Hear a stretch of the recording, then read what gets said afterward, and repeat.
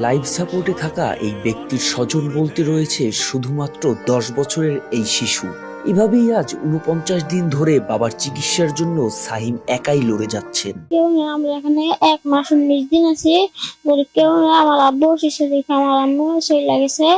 এখন আমার আব্বু আগে 5 টাকা 10 টাকা দোকান করতে গেছেন, তো এখন 1 টাকাও নাই।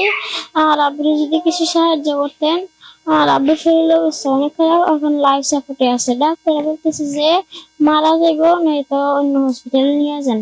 বাড়িতে অসুস্থ দাদি, চাচা, ফুপু সহ অনেক আত্মীয় স্বজন থাকলেও পিতার অন্তিম মুহূর্তে পাশে নেই কেউ।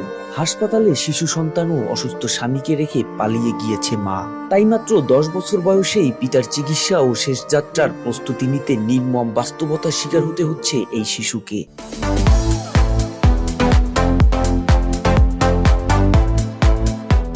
আগে গাড়ি চালাইতো, অ্যাক্সিডেন্ট হইয়া হার্টে ব্যথা পাইছে। তারপরে থেকেই ডিস্ট্রিক্ট গাড়ি বড়, আমি সরকারি অ্যাম্বুলেন্স দিয়া হাসপাতাল কর্তৃপক্ষ টাকা তুলে এখানে পাঠাইছে। আর সবই আমার আব্বু কাজ করে খাওয়াইতে পারেন দেখে কেউ দেখাশোনা করে না। 300 টাকা আছে। আমার 2 ভাই আর 4 বোন। আমার আব্বুর বড় ভাই বলে যে আমার আব্বুর বড় ভাই নিবে, আর আমার ফুপিরা বলে যে আমার ফুপিরা নিবে। আমার আব্বু পাইবে না জায়গা। সাহিমের পিতা কুমিল্লার হোমনা থানার রঘুনাথপুর গ্রামের ট্রাক চালক নাসির সড়ক দুর্ঘটনায় আহত হলে স্থানীয় হাসপাতাল থেকে পাঠানো হয় জাতীয় বক্ষব্যাধি ইনস্টিটিউটে। অবস্থা গুরুতর হওয়ায় আহত নাসিরকে লাইফ সাপোর্টে রাখা হয়েছে। তার স্বজন বলতে 10 বছরের শিশু সন্তান ছাড়া কেউ পাশে নেই।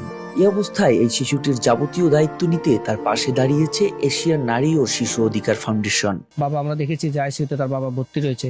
এই ভর্তি অবস্থায় তার পরিবার পরিজন কিন্তু সবাই ছেড়ে চলে গেছে, কিন্তু এই শিশুটি, নাবালক যে শিশু, অবশ্য শিশুটি তার বাবাকে ছেড়ে যায়নি।